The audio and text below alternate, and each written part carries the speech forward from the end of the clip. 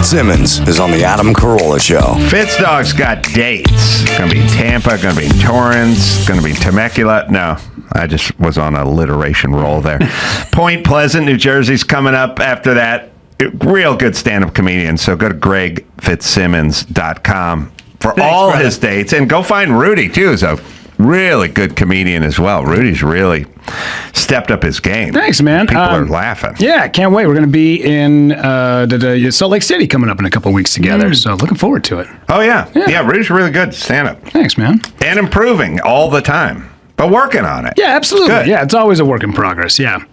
You guys know the Olympic boxer Imane Khelif?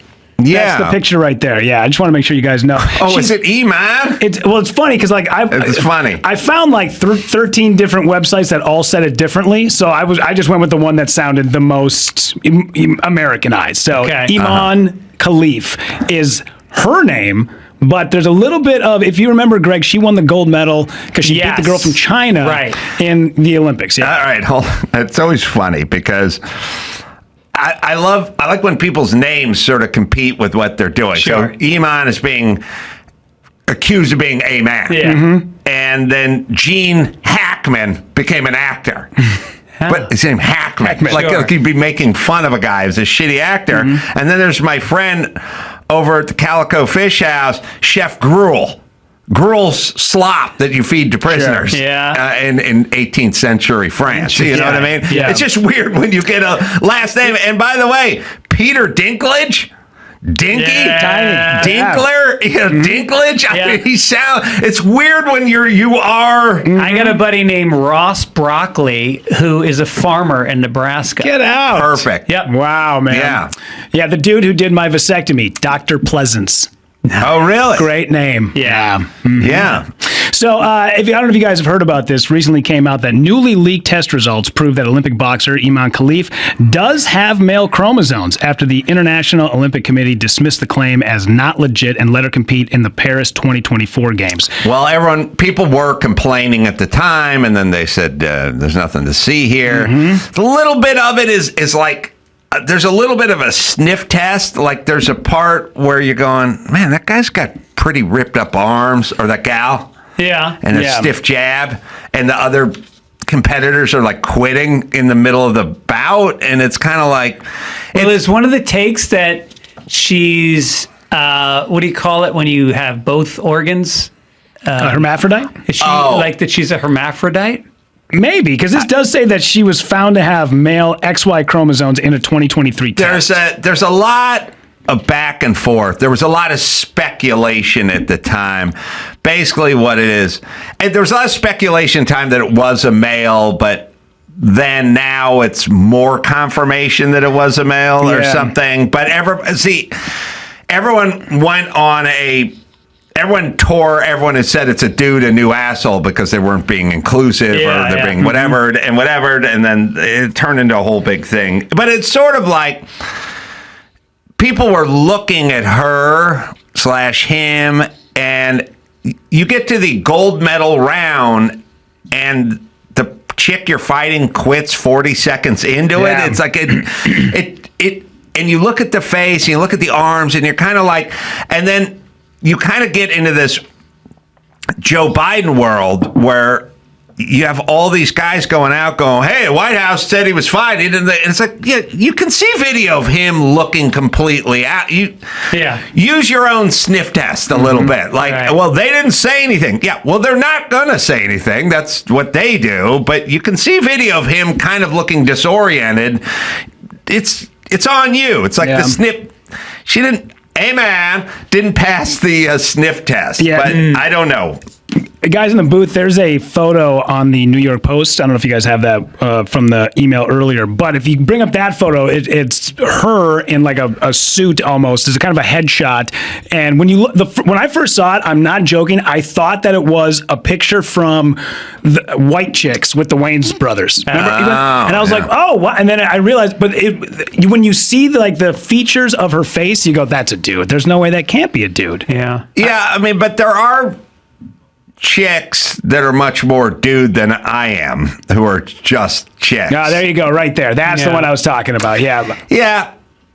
Well, having a manly face. I mean, there's a lot of women in sports that look manly. China from the WWE. Yeah. Remember her? Yeah. Right. Yeah. She had something. She had a disease that was like, and I don't know if it's a disease, but a condition that was like one of those two words you don't want to put together. Like, it was like clitoris gigantism or something like two words you didn't want put together. You know, What, she had like clitoromania or something. Like it was like literally like taking this word, putting it with that word, and doing the opposite of a Reese's peanut butter cup. Like you're making the worst thing ever.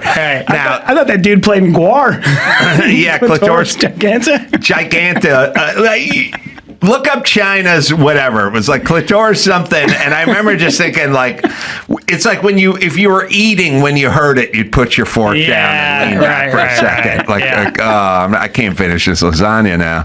I'm trying to think of who was the woman basketball player that was held in a Russian prison for a long time? Oh, she's got the voice. The voice. Brittany Griner. Right. Brittany Griner. I mean, that's right. But then you're like, maybe everyone over 6'7" has that voice, right? You know. So I'm not sure. Yeah, when you hear her talk, it sounds like Mr. Ed. Yeah, we had a couple of neighbors named the McKibbins back in the day, and they were all mom, dad, son, daughters. They were all like 6'5" and massive. And you know, when Billy Madison, Odoyo rules. That family, like that's what we lived across the street from. Yeah. And Shiloh McKibbin would come out and just wreck shop on every dude in the street playing football. Yeah, just stiff arm the shit out of them. Kids would be busted up. What happened to crazy families that lived next door? Yeah.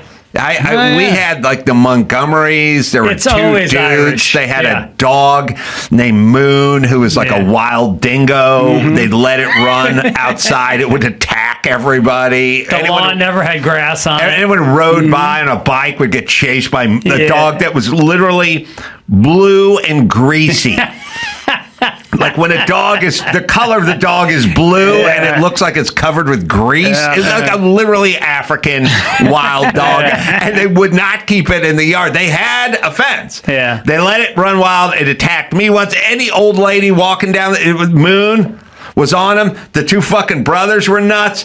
Like later on, I found out the Montgomery brothers like held up a supermarket or something. Wow. Like what happened to the crazies? Yeah. You know, that the Graviches over there and the Montgomerys over here, and they're fucked up and they were doing stupid shit. Right. Someone was in juvie. Yeah. You know what? There's a lot of motorcycles. Yeah, what happened? Kind of taken apart on the lawn. Yeah, it was probably us just staring at our phones now. We don't need the crazy neighbors to entertain us. We can watch all the crazy Right. Well, happen also, on our nobody can phones. afford more than 2 kids anymore, so you're not getting those big families. I mean, abortions are very popular these days. What the syndrome that China had, the China syndrome. Oh, by the way, one more name. Andy Dick. How did we leave that one out? Oh, you're right, right. Okay. Clitoromeglia or megala. Wow. Clitoromegala. Yeah. That's just It walk to sounds the other like- side of the street. It sounds like a dinosaur that's going to fuck you. Right. Yes. Yeah, that's what she had. Wow. Yeah, that's bad. All right, guys. So youth violence has skyrocketed in New York City over the past couple of years. One of the police commissioner Jessica Tisch came out, and she blames it on the raise the age law. I don't know if you guys know what that is. I looked it up. So apparently, kids who have committed crimes, especially violent crimes like gun-related charges, usually around the age of 14, could be tried as an adult. Now they've bumped that up to about 16 to 17. Okay. Okay, so let's break it down. Everything is just getting younger in terms of activities, and violent crime shouldn't be any different. Like, let's just go back 50 years and go to the youth, 15 and under basketball McDonald's All-Star team. Yeah. No one's dunking. Right. You look at 13-year-old guys play basketball, or 14, 15 on the McDonald's All-Star, whatever thing. They're dunking. They're jamming. They're taller. They're bigger. They're just doing stuff that no one formally did, you know? And like everything, fucking, fighting, dunking, it's all like younger and younger and younger. You got... And like on the good end too, you know, you got like 3-year-olds doing long division and stuff with the Chinese mom, or playing Beethoven on the Steinway at age 5 and stuff. There's a 2.5-year-old. It's a Mensa. The youngest Mensa of all time was just announced this week in England. I just got the shit kicked out of me by a 3-year-old who was a 12th degree black belt in Taekwondo. I fucking kid was eyeballing me. I told him to give me some space. Fucking, I was on my back. He'd tap it out like 10 seconds later. Like, it's happening. Yeah. Like, it's going to happen. Yeah. There's going to be a UFC champ who's 17 in 5 years, right? Like, everything is just skewed down.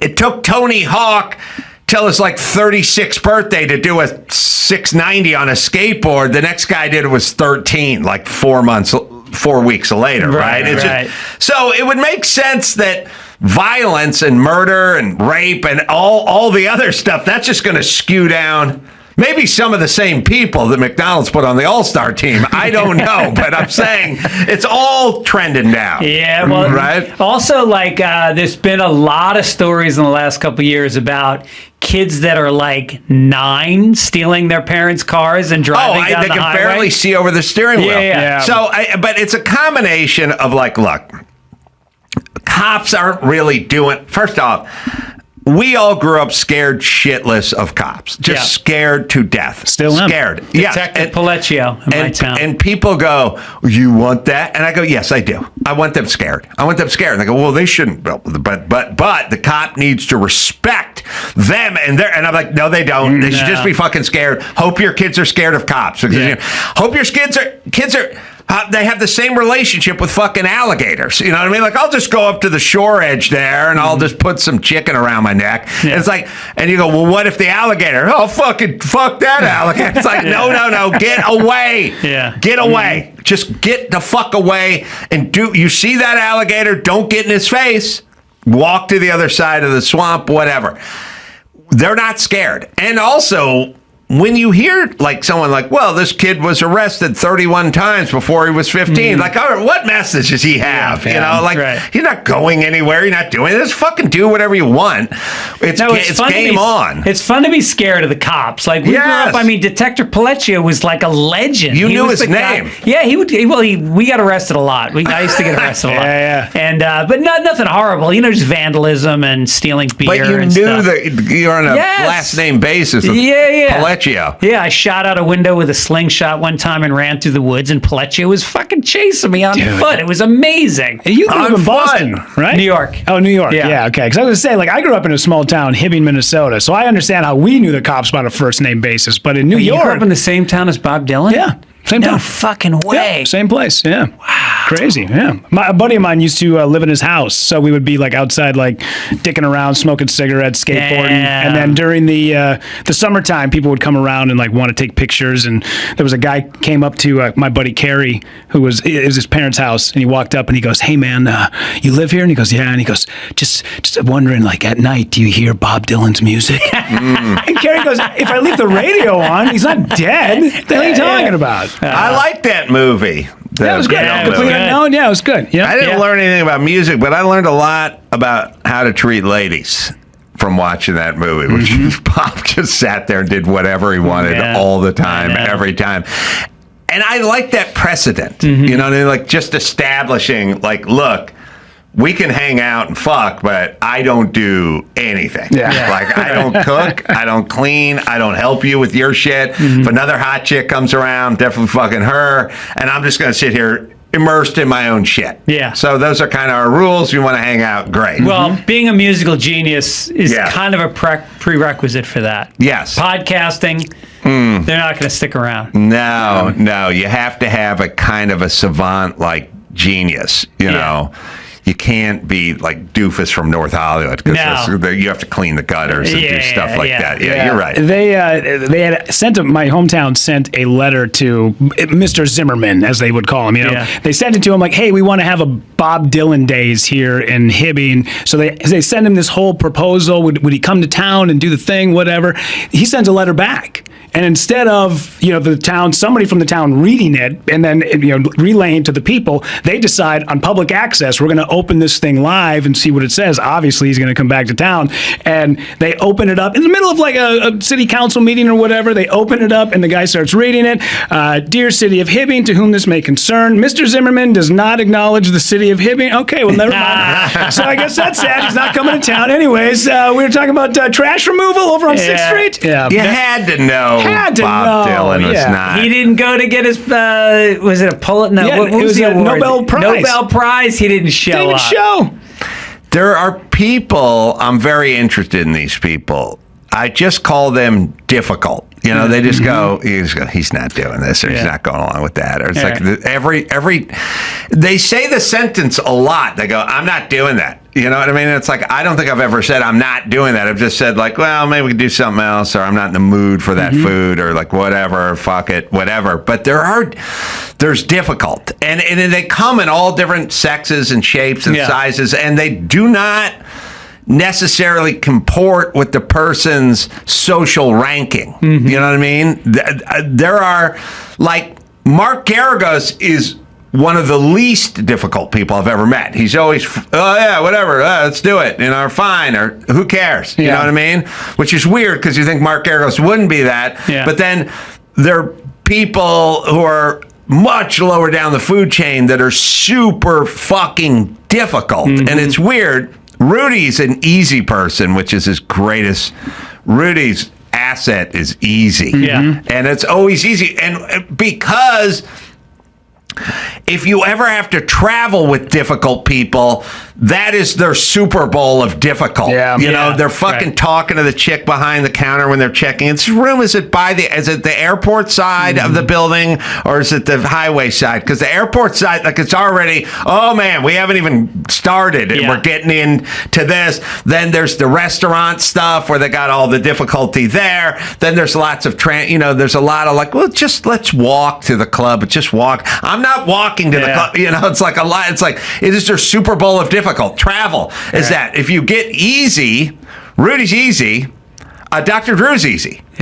You need a little low self-esteem. Right. You know what I mean? Right. And Mike August, bizarrely, is easy person to travel with. You just go, you can do a lot of. You can the litmus test with the difficult person versus the easy person is, what time are we leaving for the airport? Because when you do it with Mike August, you just go, what time's the flight? And he goes, 9 a.m.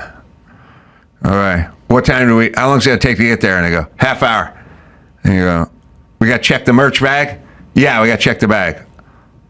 All right, I'll meet you down at 7:30. And he goes, all right. And he just leaves. Everyone else, difficult, like, all right, wait a minute. What if there's what if there's an issue with the Uber?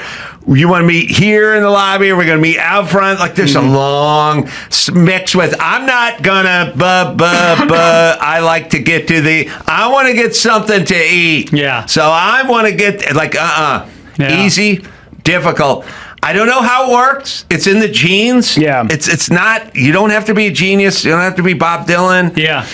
There's no reason for it, but there are difficult people. We all know them. And the real moral of the story, kids, is two of you pains in the ass can't hang out together. No. You need one fucking yin and yang. You need one flexible person that goes, I don't know, what time do you want to eat?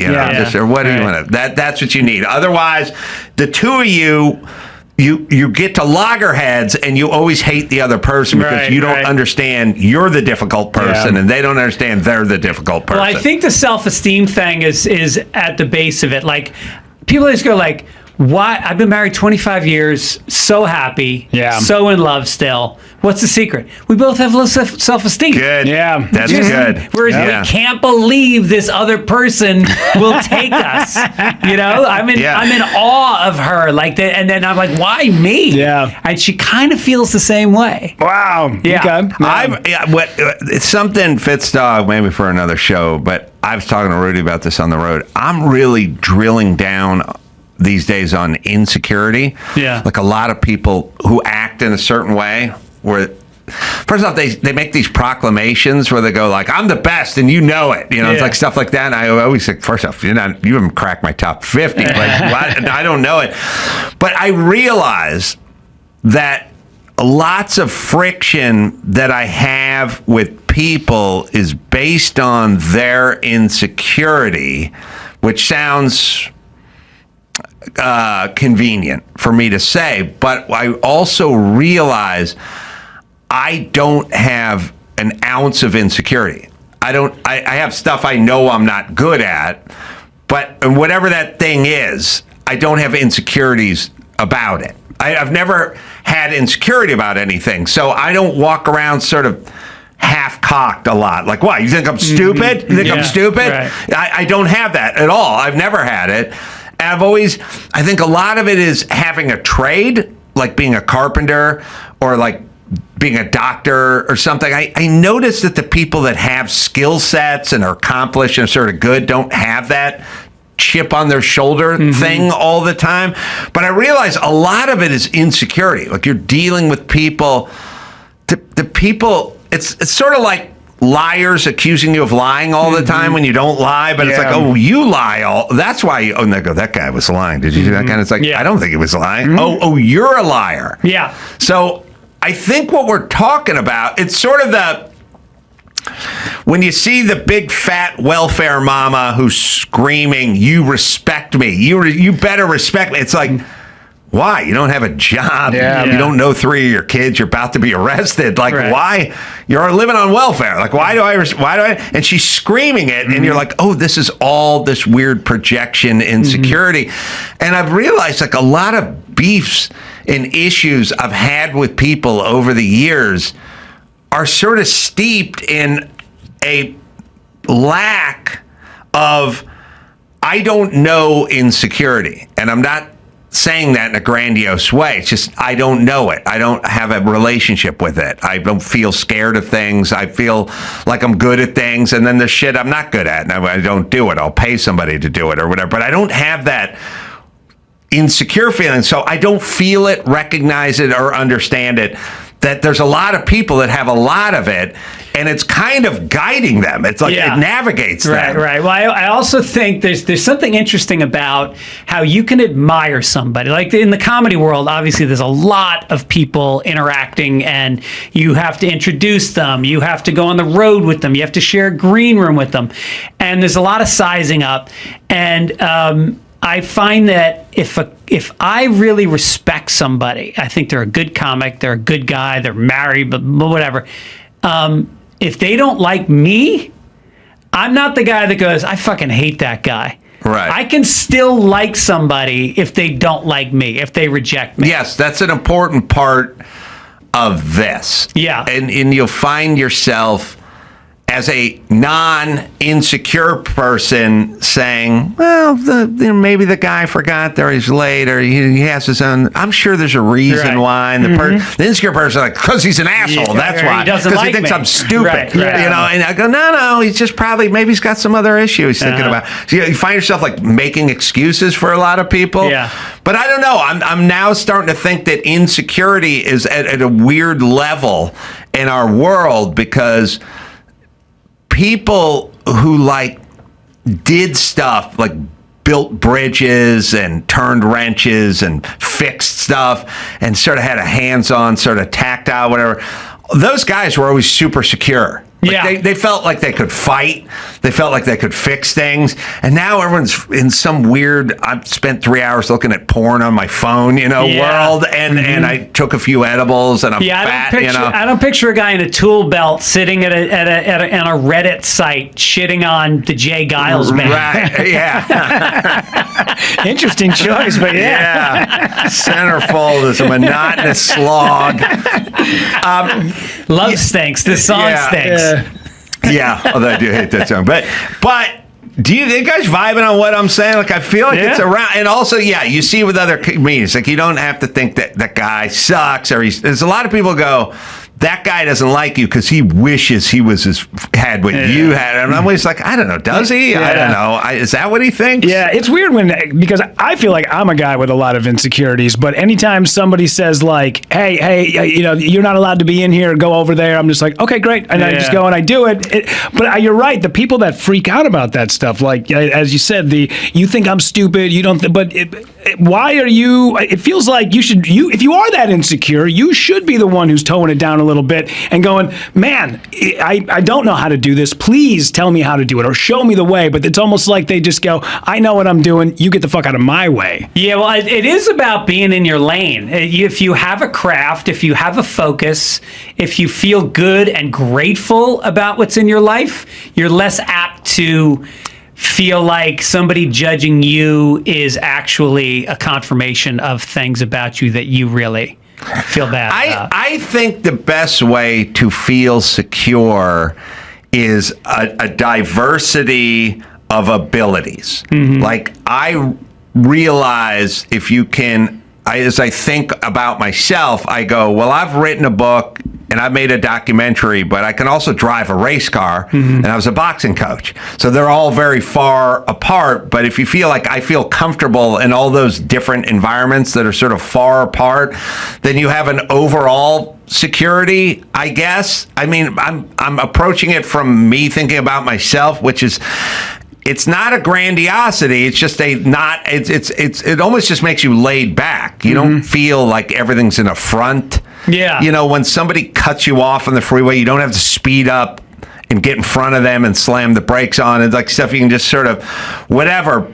Like, I feel like the most secure and the sort of calmest guys at the bar are UFC fighters. You know what I mean? They're just kind of they're friendly. Yeah, they don't, no chip. Nobody thinks they're going to beat them up, and it's a thing. I'm just saying, I think it's bigger than it used to be, and I've noticed that like a lot of people, like I said, the signs are you think I'm stupid, or you think a lot of like you're disrespecting me or whatever.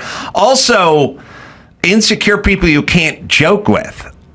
Like I bust people's balls just because it's funny to bust people's balls. That's what I do. Secure people laugh. Insecure people get shitty about it. Yeah, and when you a lot of the people that shit on other people, a lot of them can't take it back. I find that with comedians. At all, which is weird, right? Yeah. And people go on roasts and they come off like butthurt, like angry. What? I can't believe they said that. Like Tom Brady is very upset. He regrets it. He's bad mouthing Netflix and everybody that did the roast of him. It's like, did you watch the past roasts? Yeah. There are no fucking rules. Yeah. And you just got divorced from a supermodel who's fucking her trainer. Yeah. Who's probably secure because he knows Taekwondo. Yeah. My thing is, if I ever get roasted, fine, but Tom Brady's kids are off limits. I do a little twist on it. You say whatever the fuck you want about my two shitty kids all fucking day long, but Tom Brady's kids, they're off limits. You should make a list of the things you know you're good at. Like, there's two things I know I'm good at. Number one, Photoshop. I know Photoshop back and forth. I know everything about it. Okay. Absolutely. The other thing, skimming off the merch table. Nobody who skims off that table like this guy. A little light. Why is he flying first class and I'm in coach? A little light. All right, Rudy, I'm going to give you a plug. Going to be in Milwaukee. Oh, you're 7th through the 18th? Well, I think they may have screwed that up because I'm with you in Wisconsin on the 17th, and then I'm doing Don't Tells in Milwaukee 18th and 19th, and then you and I are at the Pabst Theater together on the 20th. Oh, so maybe the 17th. 17th is what it's supposed to be. Yeah, the 17th. Sometimes if you don't put that extra digit in there, it changes almost everything. House of Blues coming up in Houston. Yeah, and then also because I got a few dates with you, but my main gig is being out with Michael Yo. He just signed on to host a game show in Atlanta, so he's taking 3 months off, which means I now have to take 3 months off. So please, if you have a brewery or a winery, or you have a back tool shed or a sauna in Tacoma, I will do it. I just need to get to September because my daughter turned 17 and is going to Coldplay on Friday, and I got a lot of crap to pay for. So she's going to buy merch. Yes. Merch. Hopefully we can skim off that merch table too. Yeah. So yes. Fitzdog's got dates coming up in Tampa, Torrance, Point Pleasant, and all you got to do is go to GregFitzsimmons.com. It's very funny stand-up. I'm going to be in Salt Lake City at Wise Guys doing 2 shows Thursday, 2 shows Friday, coming up on the 13th, 14th, and Rudy will be with me there.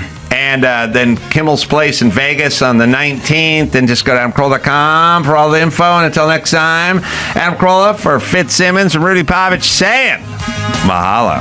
Benny Johnson in studio. He's got a podcast, Benny Johnson Show, available on YouTube and wherever you find finer podcast. Mayhem Miller's got some news. Is in studio. What do you got, Mayhem? Yeah, I got some news. Since you had it in your set, let's just start out with this. Trump says, I'd like to be Pope. He thinks we think he's joking, but he said in on an interview here, Donald Trump jokingly said he would be the #1 choice for the next leader of the Catholic Church. As Pope? I'd like to be Pope. That would be my #1 choice. No, I don't know. I have no preference. I must say we have a cardinal that happens to be out of a place called New York who's very good. So we'll see what happens. I really think he'll be the dark horse candidate. First off, how could you say no to anything Trump says? I mean, predicts. Like, you couldn't go, oh, get out of here. That's out of the question. Because who knows in these crazy modern times? I'm not into the Pope. I didn't like the last Pope that much. He had some weird Pope progressive policies. He didn't like borders and stuff like that. He's sort of like, it's that John Lennon BS, you know, they go, imagine a world with no borders, imagine with no, okay, good luck over there. I want guys with guns on the border. Vatican's got massive walls. So the Pope's got huge walls. Yeah. Donald Trump's got a Pope hat. So he has a gold MAGA hat. So he has a gold and white MAGA hat that looks very similar to the Pope's Pope-ish. hat. So maybe he's been telling us the whole time. Maybe he's been telling us for a while. Think about the power of a President Pope. Maybe this is the guy who could really fix shit around here. All right? President Pope. The President Pope, you could really do the Crusades the right way. Yeah, you could do the Crusades all over again. Yeah, imagine if he worked on toilets too, a President Pope plumber. President Pope, a lot of alliteration. Yeah. All right, what else do we got? All right, hey, there's a new rule in the Oscars. They will actually require the voters to watch the films. That's right. A lot of the Academy does not watch the film. How they verify is through an app. After 2020. I know, but I mean, it's like people going, I'm taking traffic school online. Like, you are? Exactly right. How are you doing that? What they found is a lot of the voters would just open it in a tab, turn off the audio, and then switch to another tab. Okay, well, it's their fault for having 10 best film nominations. And this one's about a gay guy who turned out, he found his lover on the beach, and it's like, okay. You doing some movies people want to see, narrow it down to 5, I'm in. The stuff they're showing now sucks, and there's too many of them. This explains the Oscars that win, because nobody has seen any of these movies. Nobody's ever seen all the movies that win. Everyone's like, I haven't seen that. It's all art house vibes. Yeah, it should just be. Listen, I got a plan, and I'm not trying to help out Hollywood here, but I got a plan. Just make Ricky Gervais and Adam Carolla the permanent hosts forever, right? And just do a live roast of all the pedos in the audience and all their Epstein flights, right? And just do that. Just do what Gervais did. That was a killer. That will win forever, and you will have the highest rated. Yes. If you turn it into a live roast of Hollywood, it was a classic moment, and you just did that. Yes. Then all of America would tune in, and then it looked like Hollywood. It's actually, this is really trying to help. It looked like Hollywood's in on the joke. It would humanize. No, this, you're right. This profession. And I'll take it a step laugh at further. this, yeah. I'll take it a step further. Ricky Gervais is great, but treat it like the Tom Brady roast, where you have guests, a succession of guys come in and women and do the roasting. You know what I mean? It doesn't have Ricky will start it off. Ricky will be the master of ceremonies. Ricky will do some roasting, and then we bring on Kevin Hart or whoever, and he keeps roasting, and we just keep the succession of roasters coming across, right? Yeah. And maybe like movies that make a lot of money, like get a chance to win something, or maybe you have the Minecraft category. I don't know where that. It is a weird thing in that we're so caught up in, these billionaires with the rich guys, daddy's money, that when a movie makes a lot of money, it becomes unpopular in that circle as well for literally being successful. Isn't the popularity of a movie how many people have seen it? Isn't that the point of this art, is that you want a lot of people to see your art and to experience it and to feel something? And so if nobody's seen your best picture, which I don't know what the list of the best pictures are, but like nobody's seen any of this. It's all crap, and it's all you're exactly right. Do gay guys turn into ponies, right? And go prance off to Thailand? No, nobody's ever seen it. I was there the year I think Moonlight won. Yes, and it's it's not a great movie, but who cares? But it never pops up on cable. No one ever needs to watch it. No one needs to see it again. Like, you win Best Picture and it's gone. It's never seen or spoke of again. Was that the one where they got the card wrong? No, that was the one with Bruce Willis falling in love all the time. That was a sitcom. Moonlight was they got the card wrong, right? They couldn't even get the Best Picture nominee correct. They had to go run back and say, no, actually. Yeah, they thought it was the musical, and it turned out to be Moonlight. It was the black dude in La La Land. With the La La Land. The gay dude in the 60s. No, it's just watching dudes make out. And I had an Oscar award winning. Yeah, Michelle Obama said, as a black man, that she really feels something as a black man this morning. I don't know. You guys should grab the clip. Like she straight up said it to Marlon Wayans, and this is now going thermonuclear viral. Wait a minute. Yeah. I've seen the clip.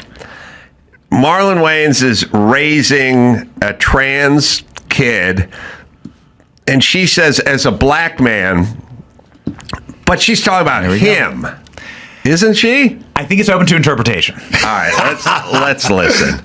I wanted to talk, Marlon, a bit about, just so proud of how you are being a role model for dealing with a child that's transgender. Absolutely. And that's, that warms my heart, particularly as a black man.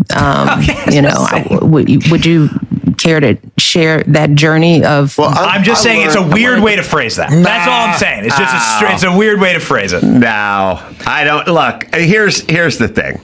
It's kind of like, Trump, and he said to inject bleach or whatever. You can watch him say, he doesn't say to inject bleach, but if you hate Trump, you'll say he said inject bleach. He's like, can't you put something inside that would sanitize the blood or something? Like he did something. I think they're doing it. I think they're doing this on purpose. They're doing the Big Mike thing. They know the Big Mike meme. They're doing it on purpose to get a ton of accounts to share the clip. Think about all the free publicity. Think about all the. This is genius, actually. You're saying you're biting on the rage bait. Reverse engineering, actually. The Big Mike meme. This is Big Mike inception. We're all trollception. We're all going back and forth. Now everybody shares the clip. Nobody would ever watch that podcast. Have you checked out our YouTube channel? There's I think she just needs to fix her hair. She'll be fine. There's a. It is funny that she went from Jackie Kennedy to Eartha Kitt in 3 years. You know what I mean? Like when she was trying to sell herself to white America, she had a full Jackie Kennedy hairdo, like hot iron, short little bob, looked like Mary Tyler Moore. Yeah. And now she's full Mandingo warrior sister. Hard wig, soft life. It's like, what? Mandingo, you just did it. See, there you go. You did the meme. That's right. Yeah. What are you? As a black man. I wish I could convey more with my hair. I got nothing to say. I just got hair. Have you seen the Stegosaurus one where she has like Stegosaurus plates all the way down? It's great. It was one of her more recent podcasts. Yeah. Michelle Obama making a lot of news. It's like Meghan Markle. They want to be left alone, but I'm going to continue To make podcasts. To do as radical and extreme and cringeworthy of things to keep getting attention. I know. Stop paying attention to me. She said in another clip, she goes, I have trouble sleeping at night knowing that these people are being rounded up and taken across the border. And I thought to myself, which mansion are you in? Yeah, that's when right. You're having difficulty sleeping. Yeah. Would that be the one in Hawaii or the one in Chicago or the mansion? She's got 30 acres in Martha's Vineyard, and she could house a lot of migrants there. Has she ever offered to open up those 30 acres to lean-tos and tents and burn barrels? Has she ever thought she's got multiple private mansions on massive estates? Has she ever turned her home into a migrant shelter? I'm going to go. No. They don't care. When 50 Venezuelans were sent to Martha's Vineyard, they called the National Guard to deport them. I know. That's a matter of historic record. I know. None of these people would open their doors to anybody ever. And also, we have your husband saying at some point you got enough. You got enough. He keeps lecturing America about having too much. I'd say 6-7 mansions is probably about the top. You should be good. Her DNC speech, she said that she's suspicious of people who take too much. That's an exact quote. She's suspicious. She's suspicious. Of those people. By the way, her husband deported 5.3 million people. By the way, which is putting Trump to shame. Actually, based on the yes. the run, Trump deported 2.1 in his first term. So to get to the Obama level deportations, those are rookie numbers, right? You got to 3x this. Yeah, you got to 3x this. It's all in the verbiage and not about the deportation, but she's suspicious of people that take too much. Like you creating a product and having a job and then selling it and having employees is not taking. You're not taking something, you're creating Yeah, is she talking something. about at a salad bar? I don't understand. She doesn't like rich people because all they do is take. You know what I mean? But no, all they do is make, bitch. They make stuff, and then they sell it, and then they get compensated for it. They're not taking. And it's like these guys stealing this tax dollars. It's their own money. They'd like to pay less of it to a federal government who squanders it, but it's their money. They're not stealing the money. It's their money. The way they couch everything is interesting. She's suspicious of people who take too much. Like Elon Musk makes a bunch of stuff. He doesn't take a bunch of stuff. But okay. All right, what else we got? All right. A decade ago, if a woman ran a sub 3-hour Boston Marathon only 6 months after giving birth, she'd be guaranteed a fawning spread in a fitness magazine. But last week, only days after running the vaunted race in 2 hours and 50 minutes, a new mom, Natalie Daniels, booted from her running club because she spoke out about fairness in women's sports. She said that trans athletes should not be running with the women, and they kicked her out of her running club. There she is right there after the race. The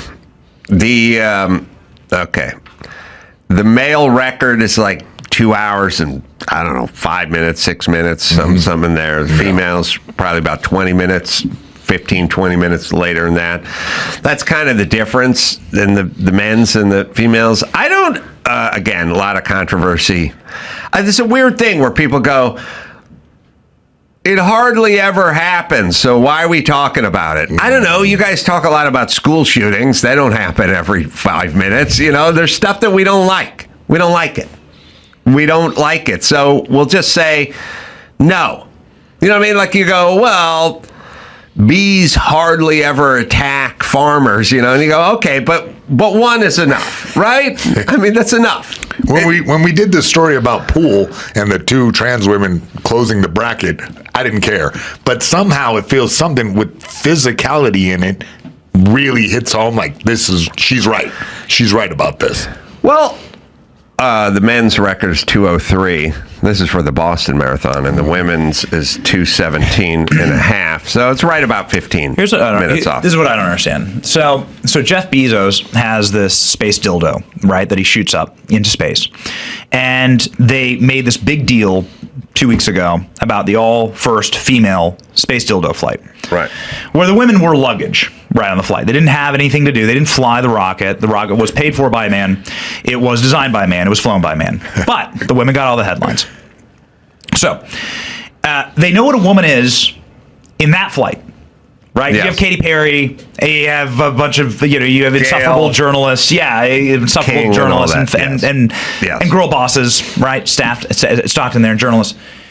They know what a girl is for specific moments, right? Like Ketanji Brown Jackson, I want a black female on the Supreme Court. Right. If it was a black trans man, wouldn't have been nominated by Joe Biden to the Supreme Court. Right. So it's this selective. Well, Kamala it's the same Harris, thing we're talking about, like the outrage. color. It's the outrage with Jimmy Kimmel doing blackface and Dave Chappelle doing whiteface. Right. Right. When Dave Chappelle plays a white guy, equally hysterical, but only one gets outrage. Yeah. They can select and choose, and that's what's. I mean, that's cognitive dissonance. That's sociopathic behavior. Yes. When you can hold two competing ideas in your head at the same time, they can select and choose. They damn well know what a woman is. They just choose when it's going to be celebrated and what we're going to qualify as a woman. If Jeff Bezos had shot a bunch of trans men, transgender dudes, up into space, they would not have been hailing it as the first woman flight. They wouldn't have done it. Wait, were you talking about women on testosterone? That's what you're saying? So like a man, that's a trans man. You got it backwards, huh? I'm saying that they choose what their definition of woman is depending on what headline they want. So what's Chaz Bono? Is Chaz Bono a trans man? By the way, you should ask Michelle Obama. What you should do is I'm there with pronouns and the trans. I immediately get confused. Yeah. Because the whole notion of we and they and them as one guy, and then the greatest articles you'll read are like the LA Times, where they go, then the woman followed the young girl into the bathroom, and then they pulled out their penis, and it's like, they? There's more? No, one guy. Wait, one woman? You said a woman followed the woman. No, but the woman pulled their penis out and then raped they raped the child. Gang rape? No, one. Them. It's like, okay. I think they do it on purpose because I immediately start swimming and I go, I don't even know. Do what you've got to do. I got to keep walking here. I don't know what's going on. Is Chaz Bono a trans man? Yes. That's what you call a trans man because born a female and become Chaz Bono would look like shit in one of those blue jumpers that they wore. Chaz Bono. The scuba suits? Would ruin the aesthetic of that flight. Those are scuba almost suits. Immediately. But then Bruce Jenner or Caitlyn Jenner could probably pull it off. Don't dead name. Mm-hmm. No space helmets. The door opened from the inside. Always a bad idea. Jeff Bezos went and did staged opening the door. Yes, it was fake. yes. It's bothering me. It was fake. Isn't it Bezos? Bezos. Oh. I don't know. It was a fake. They staged a fake door opening. That for certain. People called MAGA for a long time too. I don't know what the Bezos and the Bezos. I'd say Jeff Bezos, but there is it would be phonetically Bezos, right? And how's Bezos supposed to sell dick flights if he never has a photo shoot? Like I'm telling you, this whole thing was a marketing. I will say right? this. I will give the ladies their due, and that. Pardon the pun, it takes some balls to get up into a rocket and be launched. And I don't know I don't know all the ins and outs of it, but I've seen enough spaceships blow up that I would have thoughts about climbing into one. Although I'm sure his is a kind of bottle rocket versus a cannon. Yeah. Because if you're trying to get to Mars, it's going to take a little more thrust and Doesn't so go. forth. Well, if I transitioned and then held hands with Gayle King and Katy Perry, I'd be ready to go, baby. Blow me up. Katy Perry seems like she's losing it, and I don't know what's going on, but she feels like she's got an Ozempic brain or something happened. Is something going on? Irrelevance, which is the worst thing that can ever happen to you if you. She still sells tickets and she's still out there dancing. Barely like sells tickets. Somebody get video of her dancing like an idiot. That's really where she's melting What would be down. fun is the Ticketmaster. Just go pull up a Katy Perry show, and you can click on Ticketmaster and see that it's half empty. You can see a half empty arena. Look. Yeah. This is a crash out, man. Yeah, I keep seeing videos of her dancing, and she's doing the spacesuit, right? So the whole thing was propaganda for her failing tour, which makes it extra sad. Really? It sounds like a lot of people are there, bud. No, you can go to Ticket. Just go.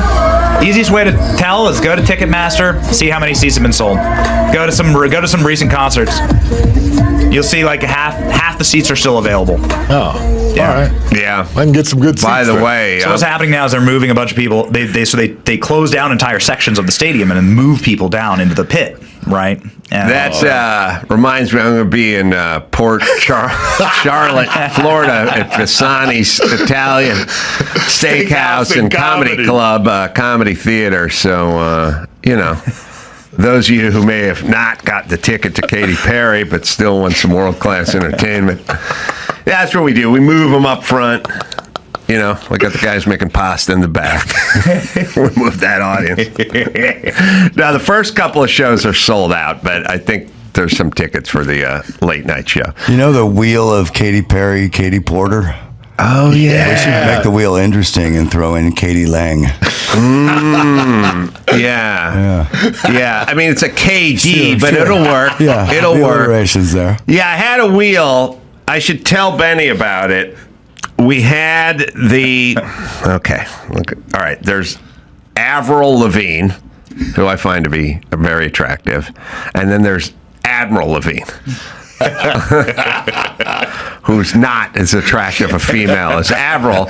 And so the question gets asked, do we spin that wheel? If you go 50-50 on that wheel. And now we're Katy Perry and then Katie Porter. Do we spin that wheel? Hell no. And, look, people try to negotiate the wheel. You know what I mean? People like to talk. And there are guys who go, I don't care if it's 99-1. Oh, you got to spin that wheel. Now, the question is do you spin... Admiral Levine versus Admiral Akbar. What wheel... Will you go 50-50 on this wheel, Mayhem? Yeah, obviously. You will. Benny, I feel like either way, baby. I feel like we're going to have to convene and talk percentages for you. No way. There's no wheel. I'm sorry, 50%. That is not at 50. What if we do a 55-45 type split? So that guy right there, Admiral Levine, played football at West Point, actually. Really? Yeah. I did not know With that. Mark Milley, who was the Joint Chiefs of Staff. Oh, wow. And so the whole, I'm not down for that. Not down to see that a long naked. snapper? Will you do, Yeah, how about a 60-40 type split? I'm gonna go if there's a percentage chance. So you're saying there's a chance, all right? I'm saying so. You're 60? saying there's a chance. I'm saying I'm not spinning the wheel. I'm not. Okay. Not down. Hold on. Not down for any Admiral. What if I Levine. showed you some of those Avril Lavigne skater girl videos from like 20 years ago? Might that wet your whistle? Has she done anything since then? I'll tell you what, because I'm feeling generous. Let's just say it's Avril Lavigne circa, as you know her, from 2007 or 5 or whenever it is. Can we get to a 60-40 split then? If it was Avril Lavigne versus Admiral Akbar, I would spin that wheel. You won't I would go spin a that wheel. 60-40 split. Be happy to take the chance with Admiral Akbar. Okay. All right. Well, how about Katy Perry? Right, how about Katie Porter, Katy Perry? Dude. Katie Porter is rough. So Katie Porter's divorce records show that she was physically abusive to her husband, threw a cast iron pan into his face. All right. Assaulted her husband. He had a mental breakdown. He had to go into therapy because of her. I'd be in therapy. Yeah, honestly. Yes, pan or not. And speaking that is the Admiral Akbar body type. Listen, you're not getting a Winnebago.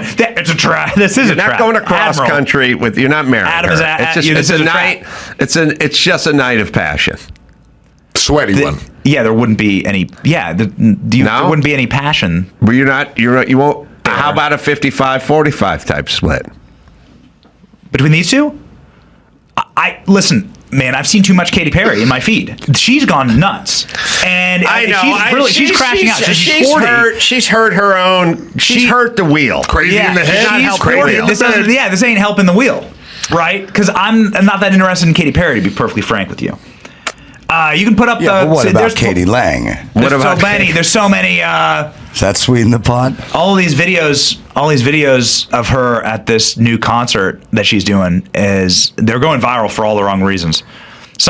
You're right. Something's messed up. She is pretty skinny these days. Not saying nothing. She went crazy, man. Yeah, she's on the Britney Spears trajectory. Oh, yeah. I think she's on her way to the Britney All right, Spears. what if we do a Britney Spears, Ari Spears?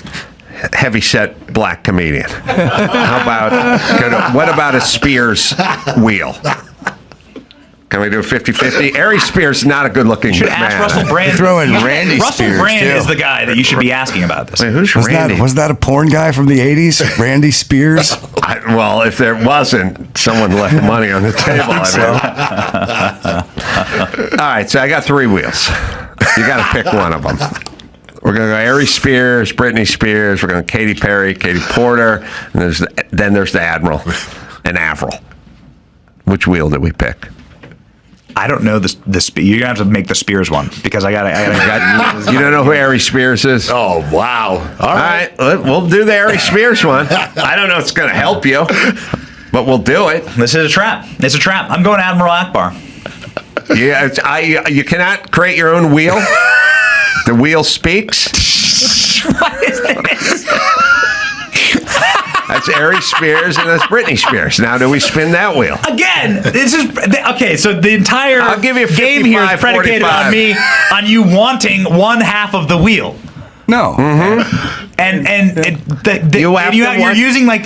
You're using these like absolutely like way too many miles on them pop stars and you're using these photos from 20 years ago. The wheel, the Avril Lavigne one, the wheel represents them in their prime.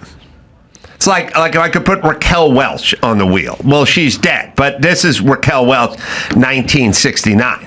You see what I'm saying? That's what the wheel with the current day Ari Spears. You know, I was gonna say. I got a wife I've been married to for 7 years. Freaking love her. And what's her maiden last name? Maybe we can make a wheel. Riley. Riley. All right. Riley Gaines. No, let's. Pat Riley. Pat Riley. That's right. Choose your wheel. You got to choose the wheel. Pat Riley versus Caitlin Riley. We can build the wheel off the air, but it is the star at the height of their powers, at their sexiest, is their most alluring. All right. Okay. I mean, listen. If you rewind back to 2000, Britney Spears. Yeah. Right. Like that. I already did. We don't have to walk it. We don't have to verbalize what I've already said 5 times. It's them. It's them in their prime. What do you take? What wheel? I mean, if I'm gonna be forced into it, I guess this. Spin right? me, baby, one more time. All right, but Ari Spears is on the other side of this wheel. You didn't choose the wheel with 2 women. Benny, you're going to have to get with like some kind of life coach and figure out this wheel thing because this is I've never sent you into a tailspin. Can you show me the options here? Can you put my wife and Pat Riley on one? Too late. Yeah. Ari Spears, you win. There you go.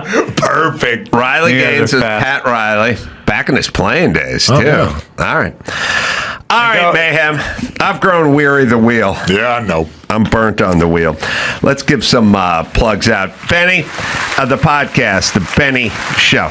It's available on YouTube, wherever you listen to finer podcasts as well.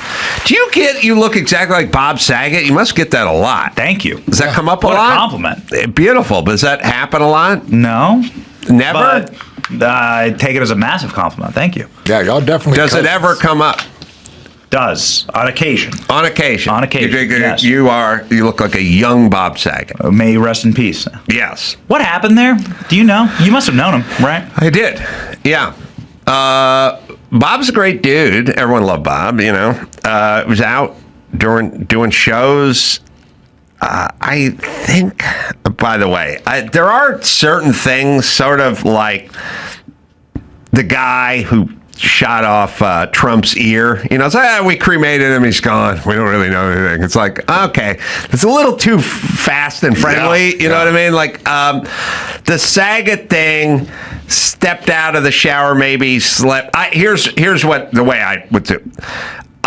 Slipped in the tub, whacked the head on the side of the toilet, did what I would have done, which is gone, I got a headache, I'm going to bed, and then didn't wake up, which you can do. But who knows if there was some sort of stuff with the vaccination and whatever. I'm not really a big conspiracy theory guy, but it did seem like, I don't know. He collapsed, and then what's her name collapsed on stage too. Can't think of her name, but we're just talking about her in another show. I don't know what the answer is. He was a good dude, and he was nice, easy on the eyes, Thank you. And it was Heather McDonald who collapsed on stage. That's I was trying to think. All right. Anyway, look like Saget. Good for you.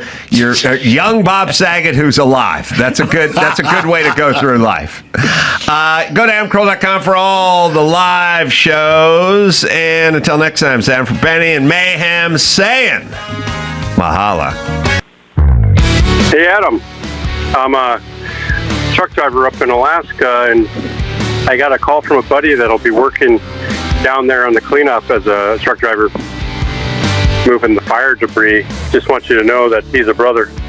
You can leave us a message at 888-634-1744. I gotta say, I was touring the devastation in Malibu last Sunday, saw a black dude wearing a hard hat on one of the job sites up in the hills. So now look, let me just say, so here's the angle. Black dudes don't do physical labor in this town. They do it in Atlanta. They do it in Kentucky. They do it in New York. Mm-hmm. They do everywhere. Mm-hmm. Not in L.A. No gardeners, no road crews, no guys spreading stucco. You don't see guys on a construction site. I've been through Palisades 10 times and Malibu, not seen one black person working. They'll give them the hold the sign job, but not the skilled work in the excavator job. And I don't know what's going on. I don't like it. And I would vote for any politician who just said, I'm going into the inner city. There's a bunch of kids. They're failing out of school. They're not going to college. They're 15. They're going to join a gang. I'm going to give them a trade. There's just a story that juniors in high school are coming out making $70K a year because they have a trade. Yeah. Teach them a goddamn trade, and then they're going to have at least a decade worth of work rebuilding Malibu, Palisades, and Altadena. And we need skilled tradespeople. Yeah. And listen, it's, working an excavator or a bobcat or driving a dump truck, pretty much any 17-year-old could figure it out in about a year. It's not that big a deal. When I was a carpenter, it took me about 10 years to become like a real carpenter, because you could be framing, or you could be doing finish work, you could be hanging a door, you could be building cabinetry. There's so many diverse, different aspects of it. But if you just go drywall, or you just go excavator operation, heavy equipment, or you just go HVAC, or you just go electrician, or you just go plumber, or you just go foundation, 2 years, you know what you're doing. Yeah. You're on the job. And by the way, you're on the job 40, 50 hours a week. You're there all day, every day. You if you want to do something pretty basic like rough framing, a year in, you pretty much know how to do it. You could take these poor kids that are falling through the cracks and have them have high-paying, skilled jobs. Yeah. And then it would go on forever. But nobody says shit. And no politicians ever said a word. And I don't like it. Busy with stupid stuff right now. I feel like they are not doing helping the kids to no, they're doing just anything real for their life. They're just, Maxine Waters, her district could use this, but she just goes on CNN and calls everyone a racist all day while her wig moves around. And there's big business in getting those dudes locked up and then, churning them through that system. I get, look, everybody wants to get paid. Big Pharma wants to get people hooked on whatever, and Big Prison wants to have inhabitants. The courts too. And they all want it. They all want it. But that's what I'm saying. That's where the politician intervenes and goes, no more. Here's what we're doing. We're bringing these kids. There's thousands of homes burned to the ground. We're going to need so many. We were trying to book a plumber, or electrician, or framer. How many framing crews are there? There's thousands of houses. We could get these kids, coach them up cheap. Yeah. Doesn't cost that much, and get them on the job, man. Yeah. All right, but no one will listen to That's me. a good solution. Yeah, We're listening, Ace. We're all We are listening. All right. Yes, we are posting this clip. We are tagging all the politicians to educate them. All right, what do you got? All right, first up, celebrity news. Arnold Schwarzenegger's son, Christopher, explains his dramatic weight loss transformation. Yeah. And the one food that he cut out apparently was bread. Yeah. He gave it up for Lent, He right? gave it up for Lent, and look, he went from that to this. Yeah. Looks good. Dropped 30 or 40 pounds. Good for him. Got rid of all the folds. How many linear feet of fold do you think he got rid of? At least 16. At least 16 linear feet of fold? 100%. Yes. Yeah. 70% of the Great Wall is gone. He gave it up, which is good. And now he looks like his dad, kind of. You know, before he looked like Maria Shriver ate a blueberry. It's also, it's got to be weird. I don't know how old he is, but if I was Schwarzenegger and my 23-year-old came in looking like a blob, I was like, let me just pull out a picture of me when I was 23. Yeah. I think I won Mr. Olympia for the fourth time. I think it was the fourth time. Here's what your dad looked like when he was 23. Yeah. And this is what you look like. A lot to live up to. Yeah. I don't know. I think Schwarzenegger would be good. He's got a pet donkey, keeps in his house. That's cute. Yeah. What? Oh, yeah. Pet donkey. He got the maid pregnant, which is, see, when you get the maid pregnant, that just means you're horny. Yeah. That doesn't mean you like the maid. No, That just no. means there's some dudes that are like more animal than human when it comes to sex. Yeah, they don't see things. They visualize someone else. I think they just need to do it. It's like a dog will fuck a throw pillow because Now I worry that's about a it. donkey. Yeah. And here's the whole point. Schwarzenegger can get anybody he wants. Yeah. But he just takes the maid because she's closest to his dick. Yes. And so that's a dude. You know what I mean? Yeah. Mm-hmm. It's like real estate. Location is everything. It's right here, right location. now. Yeah. He won his first Mr. Olympia trial at 23. It's funny that I said 23. Yeah. How old's his kid, though? How old's Porky the formerly fat? So he gave up bread for Lent, and now he's this. That seems, I don't know. I mean, 27. It's 27. See, this is the problem with Ozempic, which is we don't know anymore. We don't know. If he's rich, he has access to it. Yeah, of course, yeah. Yeah. I know. That's something that we don't talk about. Well, if you did Ozempic, you'd still have to give up bread. I mean, you could do Ozempic and then just give up stuff. This just helps you give up stuff, right? Yeah. It's pretty easy to diet. I don't understand people that get into. I mean, once you eat yourself to a certain level, I just, you know what I mean, look myself in the mirror and go, what the hell's going on? Well, you're disciplined. You're the athlete, so it's different. You are weak. Listen, I agree with Mayhem. Look, when people go, well, you get the Ozempic so you don't eat. I go, or you cannot eat shit. Yeah. Just or don't you eat. could exercise. Or it's all there. It's on the fucking table. It's You easy. just go do it. Just don't eat. His fat is going to last him 60 months.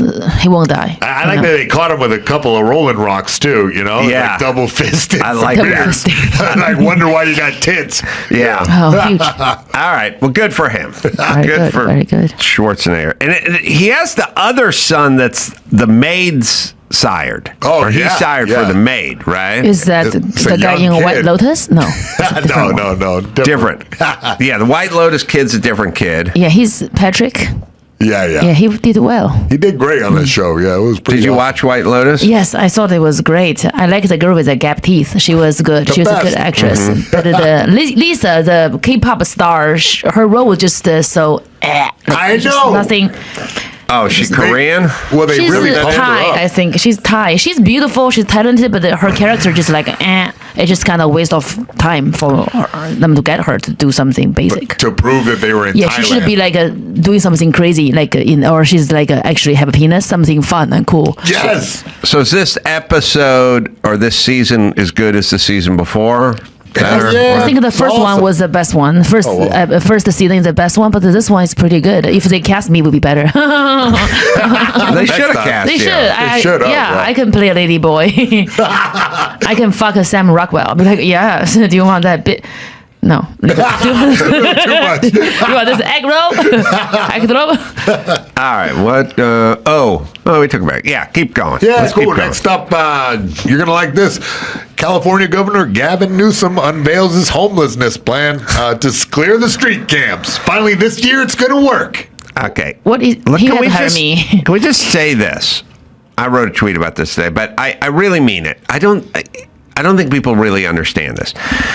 If the state you run has tons of people strewn about, sleeping in the street, and dying in the street, then you're doing a shitty job of running your state. Like you could go, I want to measure the GDP. No. Or I want to measure how homes built. Or I want to measure the average income. Or whatever. You could do, or the school stuff, if you have people flopped out all over the place, dying in the street, then you are doing a piss poor job of running whatever place you're running. I don't care what the school systems are. I don't care how many churches you have. I don't care what the average income is of the family. I don't care what anything. If there's people flopped in the street dying, then you're doing a shit job. That's right. it. And that's all I need. That's all I need to know. Pretty clogged up. The ordinance prohibits encampments that block free passage on sidewalks and in persistent locations, and includes a requirement that local officials provide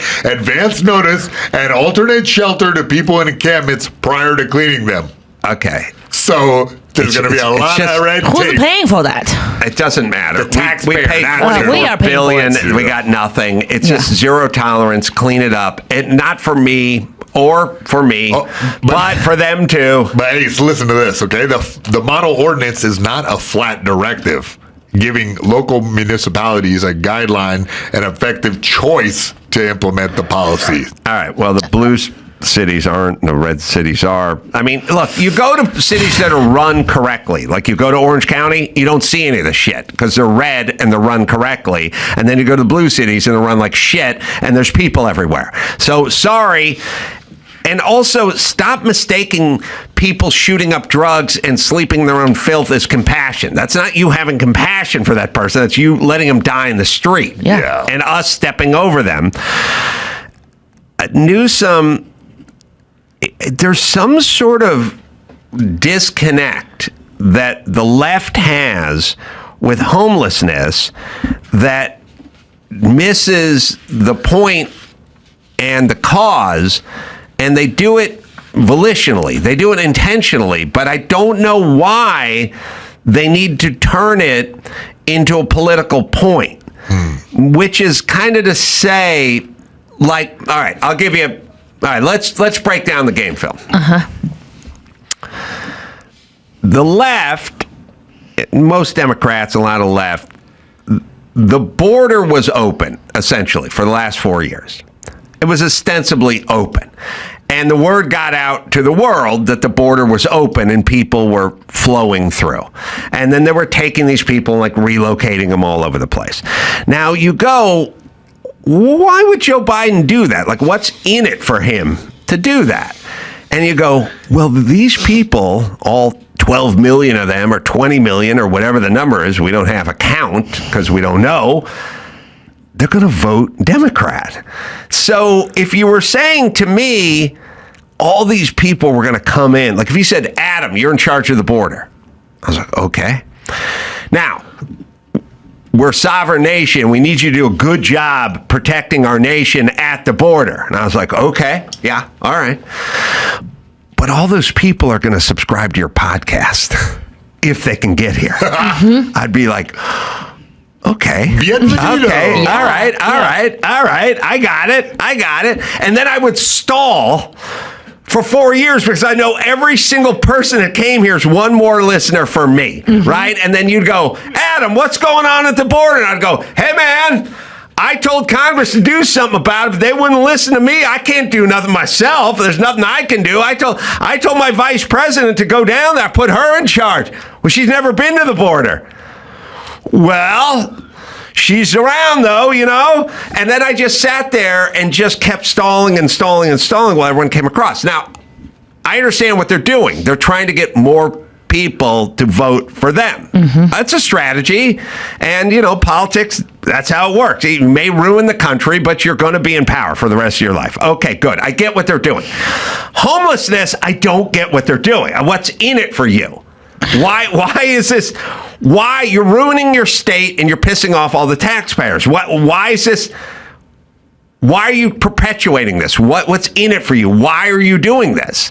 Gavin Newsom, when he was sitting right when you're sitting, I got a 42-second clip, he was telling me that the homeless problem, I told him it was drug addicts and insane people. Yeah. Which is 100% of the homeless problem. Yeah. And he told me it was moms. Moms? With 2 kids who are just divorced with a full-time job. That was a real, I'll play it to you. This is the guy who's going to solve homelessness in I'm the a studio. mom. I had no money when I got divorced. I have $0. All right, should have divorced me. Here we go. This notion of like the guy's a hardworking, God-fearing family member who lost his job and now had to take to the streets is total and utter bullshit. But what about the picture of real homelessness, which is a poor mom with 2 kids with a husband who took off and left her, who's sitting there struggling on that minimum wage job, and all of a sudden now is out in the streets and sidewalks desperately trying to find some help, get her life back, can't get those kids into childcare. I think that's what happened to All right, pause it. What is he talking about? What is he discussing? The thing that has never happened? Movie, I believe. Yes. Yeah. How's that guy going to solve homelessness when he doesn't know? What's he doing politically? Why is it up? Why does he want to scramble this the way he wants to scramble it? He doesn't. He knows that's not what it is. It's fucking junkies. That mom sounds like a Meghan Markle. It's just the mom with 2 kids left the palace. Yeah. What the fuck? It's first of all, in China, drugs are not legal. If you are caught doing cocaine, it's death sentence. So just shoot them, and then if someone is crazy, put them in place where for the crazy. It's clean. The street is clean. Nobody's paying nothing. Why would I pay for someone's drug problem? Fuck them. Well, how would he ever solve homelessness if this is his version of homelessness? Exactly. He knows what's going on. Well, he said a few things. He said. He was wrong like 8 times in 21 seconds. He was like, mother of 2 who's divorced. Brother, you can't just get divorced in California and just leave. You know, there's courts, there's child support, there's payments, there's... Unless a Chinese man from Shanghai, that could happen, but it's very rare. You're gainfully employed. But the point is that mother moves back in with her mother and lives in the spare room with her 2 kids. Yeah. By the way, he said the mom had a full-time job, too. Yes. So moved to a studio apartments. He found a person that does not exist, that no one's ever seen, that's never happened, and then he decided that was the true face of homelessness, which means he's insane. But not the guy to solve the problem. If he don't see the problem the right way, he ignored the problem. What's bizarre is today it seems like you totally agreed with them down to the word, because the quote from this article is, there's nothing compassionate about letting people die on the streets. If you are going to choose to shoot cocaine, you should die. What can I do for you? I'm an alcoholic. If I keep drinking, I'm going to die. Should you pay for my fucking kids? No. Fuck me. That's what I love. Fucking fix your problems. You are agree. a fucking loser. You're weak and you have a problem. Go to rehab. You can't afford it. Don't do it or kill yourself. I don't know. I mean, there's no rehab. So there's no asylums for all these inmates. Like, everybody's poured out on the street. There's nowhere to put them. You know what I mean? Well, look, listen, they spent $24 billion to build fucking camps in the desert. Desert, yes, that is a good place to go. Yeah. Because first off, I told him it's mental people and drug addicts. And he's like, but what about the real face? Get out of here. What's the real face? The mom. Meghan with the Markle full-time left job. the palace. Meghan Markle's She lives the in the real mansion face. next to Oprah. It's not as good as used to be, but she will be okay. She's a size 2. She's fine. Xiaoying, do you get disgusted at the rich women who try to pretend like they're ordinary women? Like, I I'm have to get disgusted up by in the Meghan Markle. morning, I have to make everyone lunch, and Yeah. then I have to drive them to two separate. You understand? My 7-year-old and my 9-year-old go to 2 different private schools, so I got to drop them off at both of those. Oh, cry me a I river, want to spit bitch. on her face and give her COVID. I just think it's just so gross. Just be real. It's okay. Like, that's why I like the Kardashians. They are, but they are honest. They love money. They're just honest. And Yes. but, like, I hate when Meghan Markle just her cooking show, and she just I miss my son. I miss him when I'm traveling. I would make a video reading a book and send my mate to play. FaceTime him, bitch. FaceTime him, bitch. You fucking fake piece of shit. She's so I'm gross. with I want you. to. I hate her. I I hate can't. her. Someone I hate her. just say something about it. It's ridiculous. There's something that drives me nuts. And you know what? I don't have a lot of cultural appropriation for me. Mm-hmm. I'm just a white dude from the Valley. But I'll tell you what's cultural appropriation for me: pretending to be poor. Yeah. I fucking hate that. I Yeah. don't know why it drives me nuts when they pretend to do regular stuff or poor stuff or whatever Yeah. that shit is. Bullshit. Yeah, she talking about the LA rioting and like there's snow everywhere. People are shooting. She was in Palm Springs. Her father sent her to Palm. She went to Harvard Westlake. She's fine. She's like, Yeah. I was so poor. I never knew the Queen. You have a photo of you standing in front of the Buckingham Palace, and she said, I don't know the Queen. What is the Queen? She was on a show suit. Queen's face is on the fucking currency of Canada. Fucking bitch. I met her husband. He was a nice guy. I mean, he's dumb. That's why she's with him. If he Yeah. had brain, he's not gonna take. I agree. I don't like I never knew who this person Yeah. was before. Really, not a lot of people don't have armed security details around them. Normal folk. Yeah. You know what the greatest one is? Karl Malone, NBA legend. Karl Malone. Karl Malone's in the. He's in the Hall of Fame. I don't know, top 5 scorer of all time. Yeah. Karl Malone, nicknamed the Mailman. The mailman? His wife claims she thought he was an actual mailman. He was at the mall signing autographs with a line like 300 people long. You think that's what postal carriers do? 6'7". 6'7", black guy chiseled out of granite. Yeah, he's dropping off the penny saver at the house. Yeah. That's what he does. He's got a pith helmet. He's got a cart with 3 wheels and a handbrake. Oh my God. By the way, do you really need the brake? Oh, I was You imagining need the him in handbrake. that little stupid car with the I'm driver's picturing the seat 3-wheel cart and he's pushing you're around with the I know. handbrake on it. Oh my And God. high shorts, khakis, but they're blue. Yeah. All right, we hate Meghan Markle, right? I can't stand fakeness. I just it's okay. She want to be Princess Diana. I know she want. Die, bitch, die. Yeah. Also, she's always claiming racial profiling, She's racial Italian, discrimination. first of all. When Your you hair. look at her, there's nobody who goes, get that black chick out of here. Yeah, like she- you just look at her. She doesn't present. You don't think that way. There's She no. has natural black hair, but she bleached it every day to make it straight like an Asian cunt. She look like a fucking geisha. I'm like, what are you talking about? She's passing. Yeah, enjoy your beauty. Have an afro. You know, so She doesn't have that afro. She did has the hair, but she does the treatment for She has kinky hair. So her hair look chinky. Chinky or kinky? Chinky. Oh, one Like from Chinese. kinky to chinky? Chinese, like straight Chinese chinky hair, like geisha. Kind of Just like you're not black. Come on. You are Obama. There's You are kinky half and black. kinky. All right, you guys. One more. 1.5. 2 more. Yeah, you guys travel a lot. Woman divides the frequent flyers after bringing a whole rotisserie chicken through airport Oh, security. she's hot. She Yeah, can be she's forgiven. She's a really hot Instagram type girl. Yeah, everybody's fired up. I want to get your opinions on this. All right, here's the thing. I bring in, okay. Once you're inside the airplane, it's like you're in a prison. Yeah. Okay? And like, remember once in a blue moon, like in your shitty junior high, some kid would show up with a McDonald's and you'd be like, oh. Now outside, who cares? Inside, highly coveted. You know what I mean? Yes. And also it smells good, you know? And so once in a while, someone will get a Chipotle burrito or In-N-Out burger or something, will be sitting there and all of a sudden I'm like being tortured. Now, as long as we're all eating the same slop, I don't care. But you got the In-N-Out burger, and I can smell it from where I'm sitting. Yeah. I think you can eat whatever you want, but the smell can't waft. If I'm sitting 3 rows back going, Yeah. oh, I wish I had that breakfast burrito so bad right now. Yeah. So I'm going to go offer that guy $72 to have one bite. I'll offer you $70. I just want one bite of that breakfast burrito. Like that's torture. You can bring melon slices. You can bring anything cold. You can bring, if that's rotisserie chicken and it's cold, I don't care. But anything that wafts and has that savory smell, it's torture. I ate really good before the plane one time. Got on a Southwest, did the gamble, said, okay, I'll sit next to this lady, hot lady, like this lady.